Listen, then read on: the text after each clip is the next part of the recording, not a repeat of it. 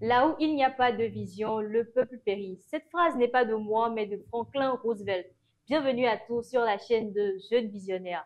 Cette émission, c'est quoi? Jeunes Visionnaires est une émission qui se veut de vous faire voyager au milieu de mille et une pensées.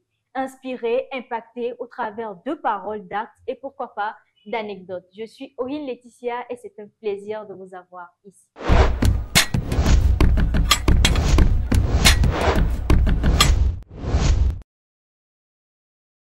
Aujourd'hui, dans cette émission, nous avons dégoté pour vous le meilleur des animateurs. Il est aussi animateur, mais aussi présentateur. Je suis avec Monsieur Coco. Bienvenue, Coco. Bonjour Laetitia, ça va? Je vais très bien, j'espère que vous aussi. Je vais très bien également. Alors, pourquoi aimes-tu tant parler de vision? D'abord, merci Laetitia pour cette question. Pour te permettre de pouvoir saisir le fond de ma passion, comme le dirait quelqu'un, pour la question de la vision, et il est quand même important à ce qu'on puisse faire une sorte de caricature. Il faut dire aujourd'hui, le continent africain est unanimement euh, considéré comme le continent le plus riche en termes de ressources dans son sous-sol. Et c'est également le continent qui a plus de ressources humaines. Alors, il y a la Commission économique pour l'Afrique des Nations Unies qui a sorti un chiffre récemment et qui disait que en 2050, le continent africain aura 2,5 milliards d'habitants. Et sur les 2,5 milliards d'habitants, tu imagines, la moyenne sera des jeunes qui auront 20 ans. Donc, tu imagines que d'ici 2050, on aura un continent où on aura plus de jeunes assez dynamiques, assez vivaces, puisque ceux qui bâtissent des nations, c'est des humains. C'est pourquoi j'estime qu'en réalité, ce continent regorge plus de richesses, c'est que nous avons des têtes pensantes, nous avons une jeunesse assez vivante, assez dynamique et tout. Mais comment est-ce que tu peux comprendre que ce continent-là, qui a plus de ressources dans son sous-sol, qui a plus de ressources en termes humains, se retrouve dernier de tous les continents? Ça voudrait dire en réalité qu'il y a un problème. Mieux encore, des générations sont en train de passer. Tantôt, on nous parle de la colonisation. Plus loin, il y a des premiers dirigeants des nations, des leaders emblématiques, des noms par ici. Mais on réalise que ça fait déjà plus d'une cinquantaine d'années. Et plus encore, hein, qu'on n'arrive pas, que ce continent n'arrive toujours pas à se lever. Je n'ai pas envie de dire que le continent africain continue par dormir. Mais comment est-ce qu'on peut expliquer que le continent le plus riche est le dernier continent ou le continent encore le plus pauvre sur la planète? Et quand je prends le temps de réfléchir à la question, je réalise que le problème fondamental du continent africain, c'est un problème de vision. Et si on arrive à résoudre cette équation liée à la vision, on ne va pas souffrir pour donner une autre allure à ce continent. Je vais me permettre plutôt d'aller encore plus loin. Tu imagines aujourd'hui quand un jeune quitte le continent pour se retrouver, ça c'est le rêve de plusieurs, hein, pour se retrouver en Occident ou encore en Amérique et tout. Le premier jour où ce jeune arrive, c'est comme s'il venait d'atterrir au paradis. Et quand sur TikTok et tout, vous allez voir les 2 jours, déjà à l'aéroport, vous imaginez, quand on t'annonce que quelqu'un va aux États-Unis, un frère, un ami, si tu ne sais pas faire en tant que jeune, tu es frustré. Tu te dis que je ne sais pas si ça t'est déjà arrivé. Et à moi personnellement. À toi personnellement, pas vraiment. Pas vraiment. Ok, super. Mais je peux quand même te rassurer que plusieurs ressentent cette frustration du fait que et là, il y a. Et on a une sorte de mentalité qui dit que une fois que tu arrives à sortir de ce continent, tu arrives en Europe, tu arrives aux États-Unis, tu es sauvé. Tu es sauvé. Tu es, je ne sais pas, à l'abri du manque, à l'abri de la pauvreté. Maintenant, comment tu expliques que une fois que quelqu'un quitte le continent le plus riche, où il y a plus de ressources, vers un continent où il n'y a pas de ressources, on se retrouve plus heureux. On se retrouve plus épanoui. On estime qu'on est à l'abri de la pauvreté. Donc, selon toi, ces jeunes qui quittent le pays font une erreur? Non, on ne peut pas les condamner en train de faire une erreur. Seulement, je peux dire que la responsabilité, elle est partagée. Je continue par dire en réalité que il faut survivre pour vivre. Et c'est normal qu'on aille se chercher. C'est normal que les gens doivent survivre. Et c'est ce qui explique le pourquoi la plupart, certains y vont aussi pour aller se cultiver, pour revenir bâtir le continent, sinon leur pays. Mais la plupart, c'est pour se sauver. Et on ne peut pas les en vouloir. Sauf que la responsabilité, elle est partagée. En partie, qui sont ceux qui ont bâti les États-Unis? C'est des humains qui n'ont pas de tête. Ça, ce n'est pas encore prouvé. On peut le dire ainsi, mais ce qui est sûr, Oui. c'est des êtres humains qui ont bâti des édifices, qui ont construit des gratte-ciels, qui ont construit des ponts, etc. Ça, on ne peut pas aller à l'encontre de ça. C'est un principe. C'est des humains qui bâtissent une nation. Ça voudrait dire simplement que si des têtes, on peut penser et mettre en place un pays ou un continent, par exemple l'Amérique, où aujourd'hui tous on a envie d'y être, ça voudrait dire simplement que on a aussi les mêmes têtes que ces personnes. Si on pense mieux, on peut aussi faire du continent africain un continent qui soit meilleur que le continent européen ou le continent américain. Ça peut paraître aujourd'hui choquant quand on en parle, mais c'est cela la vision. C'est pour ça que il est très important de revenir sur cette question liée à la vision. Donc, pour vous, la vision, c'est une manière de penser ou bien c'est lié à la pensée, c'est ça? Alors, vous m'amenez là à définir ce que c'est que la vision. C'est bien ça? Allez-y. OK. La vision, c'est beaucoup plus que ça. Il y a plusieurs penseurs qui ont réfléchi sur la question de la vision. Et que ce soit Miles Monroe, Michael Yates, ils ont tous défini la vision comme un futur rêvé, un futur souhaité, clair dans l'esprit de chaque personne qu'on arrive à réaliser. Un futur rêvé qu'on voit clairement dans son esprit et qu'on réussit à pouvoir matérialiser. Mais plus loin, j'ajouterai que la vision, c'est le futur déjà réalisé dans son esprit, dans le présent. Reprenez, s'il vous plaît. La vision, Oui. c'est le futur Oui. réalisé déjà dans son esprit, dans le présent. C'est-à-dire qu'un visionnaire, c'est celui qui va dans l'accomplissement de ce futur que personne ne voit encore. Je vais plus loin. Allons-y. La vision, c'est pour un homme, la vision, c'est cette femme, c'est cette épouse-là qui enfantera ta destinée, ton avenir. J'explique encore mieux. C'est-à-dire que la vision contient en réalité la vie future que tu espères réaliser, que tu espères vivre. Oui. OK? Oui. Donc, ça voudrait dire que c'est l'épouse qui enfantera ton futur. Autrement dit, si tu réalises à découvrir ta vision, à travailler sur ta vision aujourd'hui, elle sera la vie que tu mèneras, que tu auras. Quand on parle de la vie, c'est en tout que tu arriveras à réaliser demain.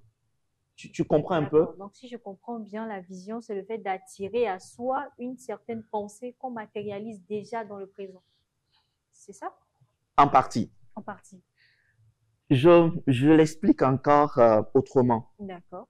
C'est-à-dire que chaque être humain Oui. sur Terre doit réaliser, doit arriver à se connaître. Avoir une vision, une image claire de soi, de qui on est, de ce qu'on a à l'intérieur de soi. C'est-à-dire que chacun, en réalité, a une soif à l'intérieur de lui. Une soif de pouvoir. Je vais juste donner un exemple beaucoup plus simple parlant de toi, Laetitia. Aujourd'hui, ce que tu fais, faire des présentations, peut-être qu'au début, tu as commencé avec des exercices personnels que tu faisais, et peut-être qu'au début, ce n'était pas aussi facile pour toi que ça. Mais au-delà du fait que ça soit devenu une compétence sur lesquelles, c'est-à-dire qu'un talent que tu as développé, tu as travaillé et tout, c'est quelque chose qui était déjà en toi au fond et on ne t'a pas forcé à faire ça. Et aujourd'hui, tu es en train de manifester ça aux yeux du monde. Et Dieu seul sait ce que tu feras demain. Tu vois un peu? C'est-à-dire que, mais à un moment donné, tu as fait le choix d'assumer ce que tu ressentais à l'intérieur de toi. On est d'accord? On est d'accord. Maintenant, plus loin, oui.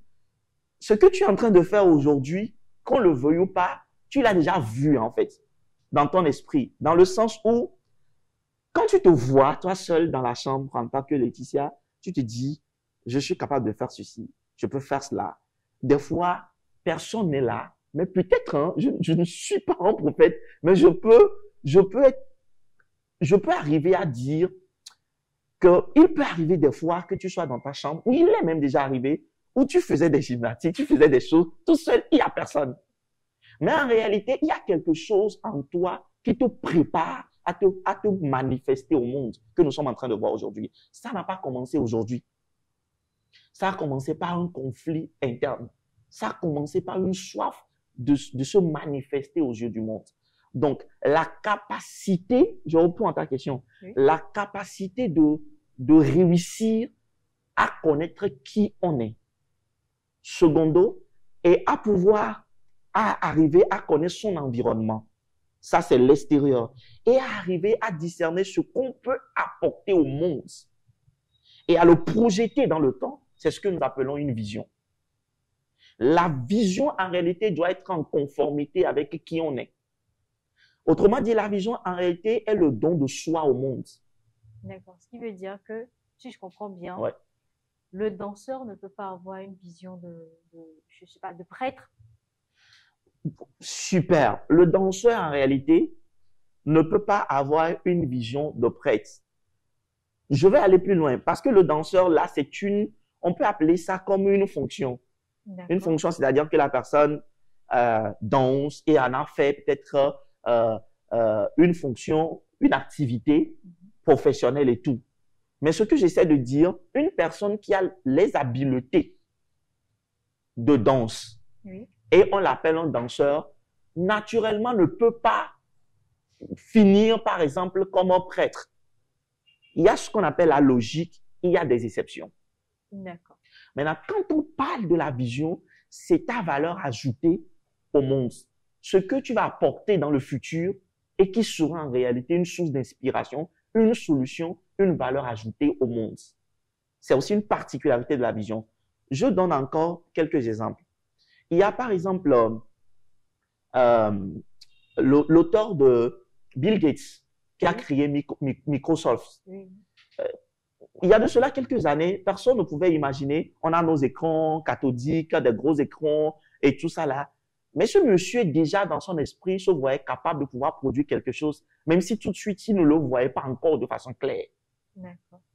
Mais c'est cette magie interne, cette confiance d'apporter quelque chose de différent qui a donné naissance à l'ordinateur que nous avons aujourd'hui. Peut-être que tout de suite, l'image de la fin n'est pas aussi peaufinée. C'est-à-dire que les marques d'ordinateurs que nous avons aujourd'hui, oui. Et tout ça là, n'étaient pas aussi peaufinées dans son esprit. Mais il savait à peu près ce qu'il veut faire. J'ai une question. Oui, vas-y. Est-ce que votre définition de la vision va pas un peu dans le même sens que le pouvoir de l'attraction, le pouvoir de la pensée? Exactement, c'est ce que la vision fait. D'accord. La vision amène à l'existence l'invisible. D'accord. Le futur dont vous criez que personne ne voit pas. La vision a cette responsabilité d'amener à l'existence ce futur-là. Ce n'est pas plutôt la foi, si je m'abuse? Ce n'est pas... Quelque part, certaines personnes peuvent parler de la foi. Oui. Mais la foi en quoi? La foi pour les religieux, en partie en quelque chose dont on croit comme étant une solution qu'on peut apporter à l'humanité. Vous voyez un peu, ou bien tu vois un peu là où je voudrais en venir. Ainsi, dans tous les domaines de la vie, chacun doit arriver à avoir ce qu'on appelle une vision, une image claire du futur, de ce qu'on veut apporter au monde. J'ai l'habitude de donner un exemple, souvent quand je parle avec les étudiants sur cette question. La vision, c'est un peu comme, et là, je suis persuadé que, Ah, vous êtes professeur? non, je ne suis pas professeur, mais je travaille sur des programmes et des projets qui m'amènent à interagir avec Avec les les étudiants, étudiants, d'accord. que nous saluons au passage. Je donnais juste un exemple assez caricatural. D'accord. Quelqu'un qui est, par exemple, ici, Laetitia, on prend toujours ton exemple parce que j'estime que tu es avec moi ici et si tu comprends, alors tous nos internautes comprendront Il également. n'y a pas de souci. Admettons que tu choisis aujourd'hui d'aller à Palimé. D'accord. Tu es à Lomé, à l'instant où nous parlons. Mais ce que tu vises, nous expliquons la vision en fait. Oui. Ce que tu vises, c'est Palimé. OK? Oui. Super. Pour aller à Palimé, il est très important pour toi de savoir, de s'informer sur là où tu iras prendre, je ne sais pas si c'est un taxi, une voiture pour aller à Palimé, naturellement. Oui. Je vais juste donner un exemple. Tu peux te retrouver au lycée technique d'Adido Gomé pour ceux qui connaissent très bien Lomé, pour prendre une voiture là-bas et prendre la direction de Palimé.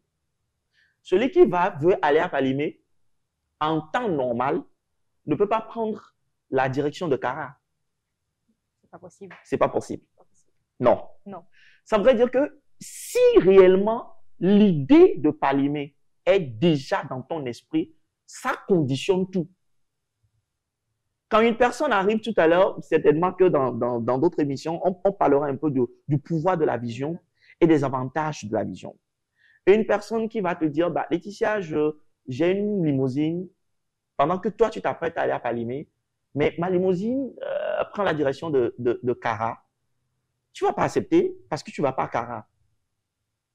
Tu vas pas à Kara, quand bien même que c'est une limousine. C'est une très belle voiture qui t'intéresse. Mais ça dépend, hein. Il y a des personnes qui peuvent prendre la limousine, aller à Kara parce que c'est une limousine. Oui, mais ça n'est pas une vision. La vision te donne des objectifs. D'accord. La vision te donne une direction. La vision te donne une canalisation. Si la personne, par exemple, choisit de prendre cette limousine, ça prouve à suffisance que, et c'est en réalité ce qui se passe sur le continent, nous vivons chaque jour dans l'urgence et dans les opportunités. Et ça fait que plusieurs textes ne sortent pas comme étant une référence des solutions pour le continent. Beaucoup saisissent que des opportunités juste pour réussir à survivre et non pas vivre. Beaucoup vivotent. Beaucoup font l'effort d'être à l'abri du manque d'aujourd'hui. Oui. Alors que les visionnaires sont ceux qui assument en soi, qui ont une idée claire dans leur esprit, qui prennent une décision et qui l'assument. J'ai aussi une autre question. Ça commence par m'intéresser. Prenons le cas où Palimé, c'est une ville sûre, on la connaît tous au Togo. Mais si la personne a une vision, peut-être d'aller dans une ville imaginaire, dans une ville où peut-être coule le lait et le miel. Prenons un exemple comme ça. La personne a cette vision-là. Mais est-ce que on ramène l'exemple de la limousine qui va à Kara et que la personne, elle a la vision d'aller dans un pays imaginaire. Est-ce que ce ne serait pas mieux pour cette personne de prendre la limousine et d'aller à Kara? Je ne sais pas si vous voyez un peu là où je veux en venir. Et c'est là où ça me permettra de mieux t'expliquer. Si la vision est irréelle. La vision ne peut jamais et la vision n'est jamais irréelle. Quand c'est irréel, ce n'est pas une vision. La vision a en elle quelque chose qu'on appelle la conviction et la précision. C'est pour ça qu'on parle de la précision de la vision. J'allais en venir là. Par exemple, quand la personne fait le choix d'aller à Palimé, où est-ce que je vais à Palimé? Par exemple, je vais aller au Pic d'Agou, à Palimé. Oui. Tu es d'accord avec moi? Je suis totalement d'accord. C'est un choix. Oui. C'est là où je veux aller. Peut-être que la personne ne sait pas où se trouve le Pic d'Agou à Palimé, mais la personne sait quand même, quand on parle de Palimé, la personne peut s'informer pour avoir une idée où se trouve Palimé, dans l'espoir qu'une fois que j'arriverai à Palimé, je n'aurai pas de grandes difficultés. Je suis convaincu, même si je ne sais pas là où se trouve le Pic d'Agou, je sais que j'y arriverai. D'accord. Tu comprends un peu? La vision, quand elle est naissante dans l'esprit de toute personne, ce n'est pas comme si tu sais exactement, avec précision, l'image de la fin. Mais tu as une conviction, tu as une idée globale, c'est en fait ça. Tu as une idée globale sur là où tu vas, les jours, les actes que tu poses dans l'accomplissement de cette vision donnent une lumière plus précise sur cette vision que tu avais dans ton esprit. Je donne encore un autre exemple. Allons-y. Une femme qui est enceinte, par exemple. D'accord. Une femme enceinte, tout de suite, c'est vrai que la technologie est avancée et elle ne regarde pas ce qu'elle a dans le ventre. Elle regarde quoi? C'est-à-dire que une femme qui est enceinte aujourd'hui, Oui. est-ce qu'elle peut, sinon on parlera de la sorcellerie, Savoir. est-ce qu'elle peut, comme je te regarde, peut comme ça regarder ce qu'elle porte, le fœtus qui est dans son ventre? Non. Non. Oui. Mais elle sait qu'elle a quelque chose. Et ce qu'elle a à l'intérieur d'elle va commencer par faire quoi? Va commencer par agir. À un moment donné, elle va commencer par faire quoi? Vomir et tout. Personne ne va la forcer avant qu'elle commence par penser à l'hôpital. Personne ne va la forcer avant qu'elle commence par payer des choses des enfants. Personne, hein? À un moment donné, ce qu'elle ressent là va commencer par se matérialiser. Le ventre va prendre une autre tournure. Les gens vont commencer par en parler. J'ai une autre question concernant l'exemple. Est-ce que tu me saisis déjà? Je vous saisis très bien. Super. Continuons encore dans l'exemple de la femme enceinte. Allons-y. Si la personne ne ressent pas, la personne n'était pas prête, parce que peut-être une femme ne peut pas être prête, la grossesse peut tomber à tout moment. Est-ce que quelqu'un, une personne lambda, peut avoir une vision et cette vision va la pousser en quelque sorte à faire des actions qui ne reflètent pas la personne en elle-même? Je ne sais pas si vous comprenez un peu. C'est-à-dire que ce que la personne ressent est en déphasage avec sa personnalité. Voilà. Oui, la personnalité, tout de suite, n'est pas associée à la vision. Parce que des fois, c'est les actions qui révèlent qui nous sommes en fait. Des fois, peut-être que, je vais toujours continuer par donner ton exemple. Peut-être qu'au début, tu vas te dire que moi, Laetitia, je suis une personne timide, je n'aime pas trop parler. Et c'est vrai. Et c'est vrai. C'est vrai. Mais quand quelqu'un te suit dans cette émission, ne va pas se dire que elle a affaire à une personne timide. Parce que, à un moment donné, c'est ce que tu portes à l'intérieur de toi qui te construit, qui révèle ta vraie personnalité aux yeux du monde. C'est comme l'or à l'état brut. Quand on voit l'or à l'état brut, on ne sait pas en réalité que c'est l'or, c'est de l'or. Il faut que l'or passe par le feu pour qu'il puisse révéler son état réel. C'est en réalité ça la vision. Donc, une personne peut passer par une épreuve difficile et avoir une certaine vision. Ça peut l'amener. Il y a toutes choses dans la vie pour concourir, peut aider une personne à découvrir sa raison d'existence et ce qu'elle pourra apporter à l'humanité en termes de valeur ajoutée, en termes de particularité, en termes de solution. Il n'y a pas de vision sans solution. La vision, c'est ce qui reste après toi. La vision, c'est ce qui marquera les vies, marquera les esprits quand tu ne seras pas là. Je vais juste donner, j'aime bien donner tellement d'exemples parce que c'est au travers des exemples. Quand on parle du sujet de la vision, c'est un sujet très profond et c'est un sujet très large. Oui. Mais à force de donner des exemples, ça permet à quelqu'un de capter une lumière. Miles Monroe l'explique en réalité comme la lumière qui est dans ton esprit, mais qui est en même temps dans ton futur, que tu arrives à capter à un moment donné. Et tu dis, ça c'est moi. Et je prends ce chemin, même si les parents sont en train de crier, non, toi, il faut devenir un médecin. Tu dis, non, moi, je vais devenir un menuisier. Je vais devenir un artiste. On se dit, combien de personnes avec la menuiserie ont impacté leur temps? Tu dis, non, moi, avec la menuiserie, je serai une référence dans mon domaine. On dit, non, ça, c'est une honte. Comment? Dans notre famille, il n'y a que des docteurs. Comment est-ce que toi, tu peux te dire que tu veux devenir un menuisier? Mais en réalité, pour toi, c'est une vocation, c'est un appel profond que personne ne comprend, mais que toi seul, tu comprends à l'intérieur de toi, que tu commences par assumer. Tu commences par poser ses parts. Même si tes parents disent que non, on a coupé à partir d'aujourd'hui, on coupe ton petit déjeuner, tu t'en contrefiches jusqu'à ce que tu arrives à un moment où eux-mêmes disent que cet enfant-là, on ne peut plus le contrôler. L'enfant-là, il est sur un chemin où on ne peut que l'accompagner. Et ce qui arrive très souvent, quand il s'agit d'une vision, peu importe le domaine, la personne finit toujours comme une référence, comme un modèle, comme une valeur ajoutée, comme un chemin tracé dans les livres de l'histoire Tant qu'il y a pour la une vision. postérité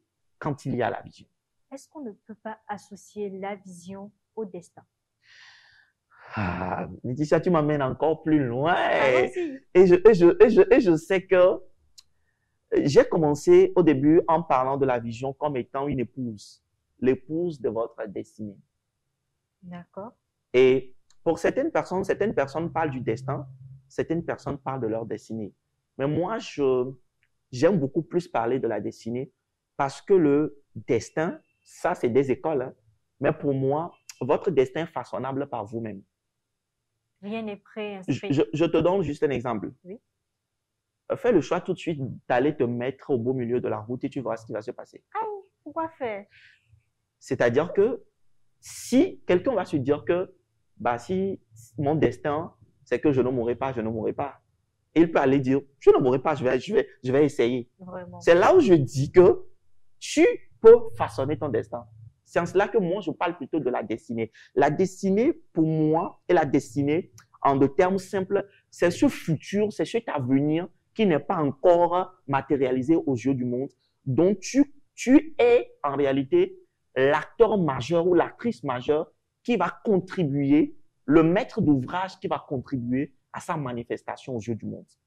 Et donc, sur la question de la vision, ce que je voudrais que les gens retiennent, avant qu'on puisse continuer les échanges, c'est d'abord que la solution qui émane de toi, que toi tu vois, que personne ne voit, quelque chose que tu arrives à réaliser dans ton esprit, dont tu es très convaincu, et qui est le toi, ta personne, tu te retrouves dedans, qui peut te prendre toute ton énergie, toute ta force, qui fait que tu es fier de toi-même, que tu te sens toi-même.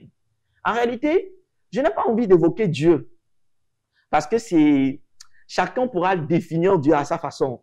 Mais ce que j'ai envie de dire, c'est que la vision, en réalité, est le Dieu déposé en toi, qui te permet, en réalité, de te révéler aux yeux du monde, en réalité, comme une solution pour l'humanité. Et chaque personne a ça en lui. Mais comment arriver à sortir ça et à planifier, à travailler sur ça, afin que cela puisse se matérialiser, déjà à l'accepter, à posséder sa vision, le futur rêvé, le futur que tu vois déjà dans ton esprit. Et donc, personne autre ne voit.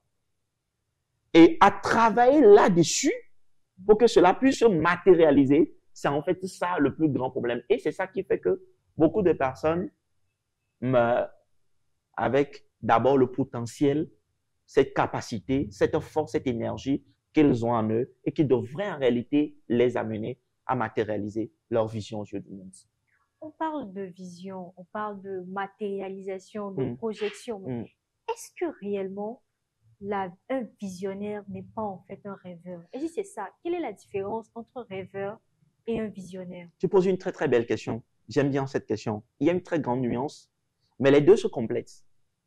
Les deux se complètent, mais c'est deux choses bien différentes. Allons-y.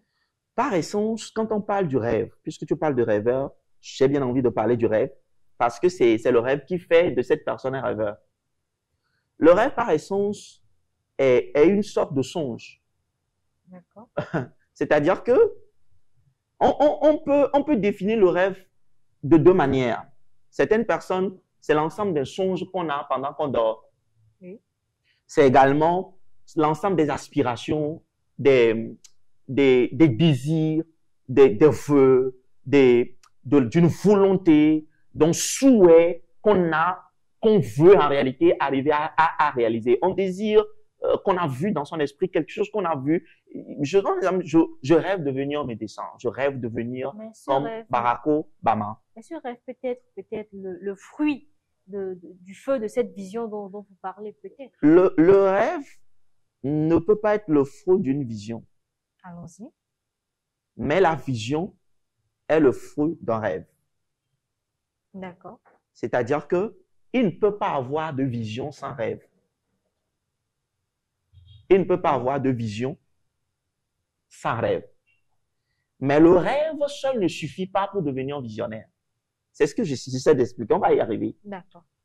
Le rêve est en réalité la phase embryonnaire d'une vision passionnante. C'est l'ensemble des choses qui peut te venir à l'esprit. Tu vois, quand on était encore enfant, on se disait, je vais devenir pilote, je vais devenir ceci. C'est-à-dire qu'on rêve de tout. Je vais construire, je vais avoir des bateaux quand je serai le président de la République et tout. Mais quand tu commences par... Je vais être docteur. On se dit tout. Mais quand tu commences par grandir, tu réalises que... Les gens se permettent de dire, mais quoi. La vie n'a absolument rien à voir avec ça. C'est-à-dire que le rêve te donne en réalité une force d'espérer, de penser. Ça te propulse vers l'avenir. Ça te donne l'énergie de croire au lendemain. Mais la nuance entre le rêve et la vision, le rêve est encore dans un état sommeillant, ou je ne sais pas comment je vais le dire, dans un état comateux.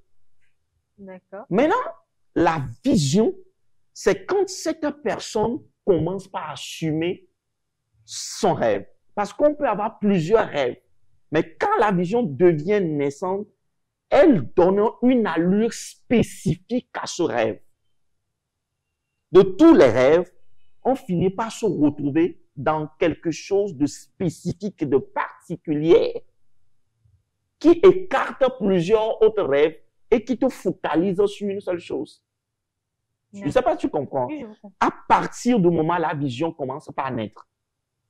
Parce que quand on dit viser, c'est prendre direction, c'est être spécifique, c'est être pointu, c'est être particulier, c'est être unique, c'est être original. Tu vois un peu? Je vois.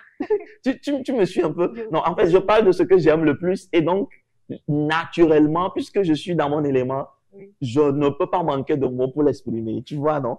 Donc, je dis simplement que le rêve te conduit à la vision. Mais le rêve seul ne suffit pas. Parce qu'un rêveur est celui qui est en attente d'un futur imaginaire. Mais le visionnaire, c'est celui qui se lève pour matérialiser ce futur. Tu vois la différence? Je vois la différence. Maintenant, tu as dit tout à l'heure que tu aimes beaucoup parler de vision. Pourquoi cela? Comme je l'ai dit depuis le début, je continuerai par dire en réalité que j'ai toujours cru et je crois fondamentalement que un jour, il faut des écoles, des universités, le pays qui va se réveiller plus. Le système éducatif doit commencer avec la vision. Ok, je dis ceci.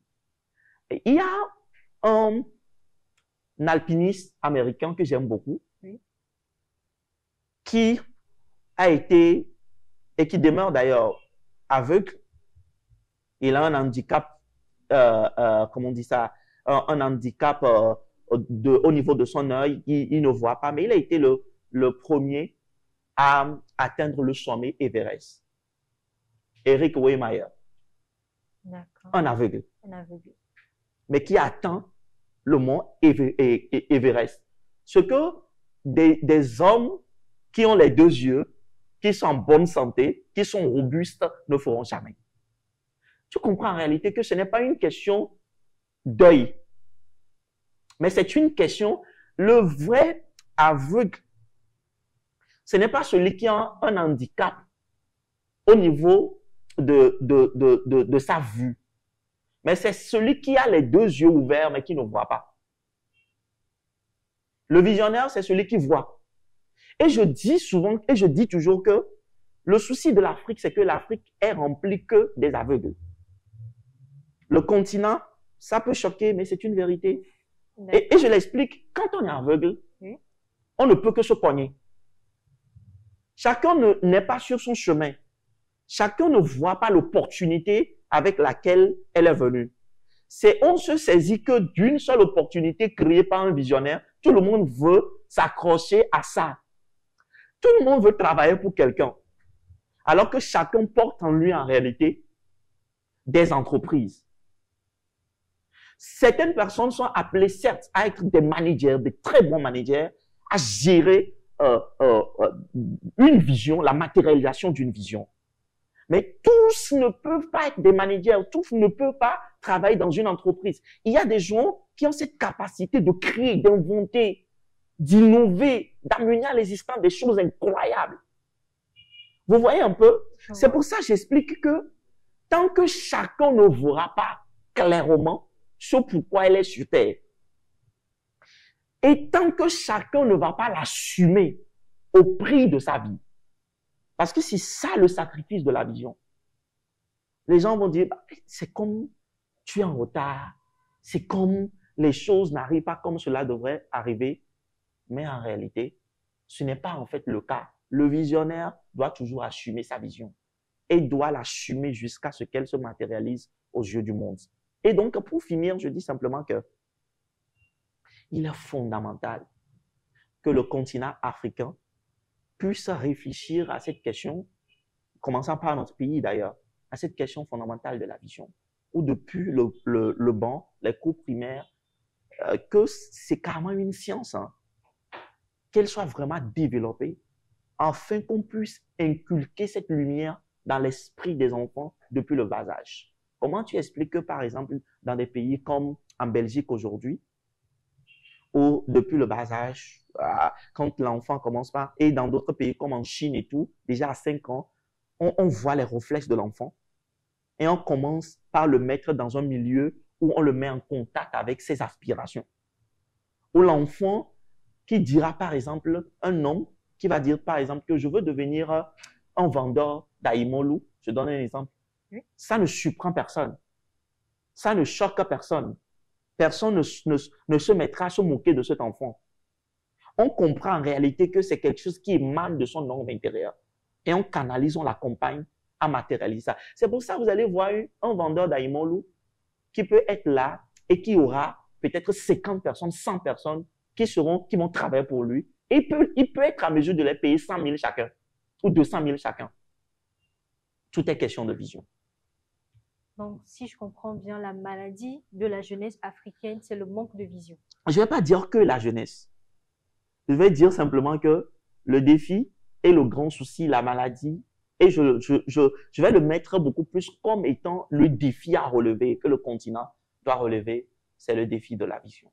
Alors, merci beaucoup Coco, tu nous as vraiment inspiré, éveillé en tout cas sur le sujet de la vision, mais j'ai encore une dernière demande. Si vous devez adresser ne serait-ce que quelques mots à la jeunesse.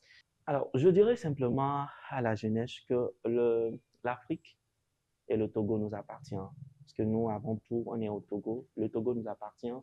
Le continent nous appartient. Il faut qu'on l'assume. Il faut qu'on se lève. Il faut que chacun d'entre nous arrive à découvrir réellement sa vision et simplement à l'assumer. Je pense que si on l'assume, ceux qui l'assument ont toujours raison à la fin des temps. Donc, écrivons notre histoire dès maintenant et je pense qu'on pourra changer l'image de notre pays, le Togo. J'en suis persuadé. Et ça va certainement arriver. Merci beaucoup. Merci Coco. Laetitia. Le continent nous appartient et il faut assumer sa vision. Nous sommes arrivés à la fin de cette émission. Merci de nous avoir suivis jusqu'à la fin. Likez, partagez, abonnez-vous car le meilleur reste à venir. On est ensemble.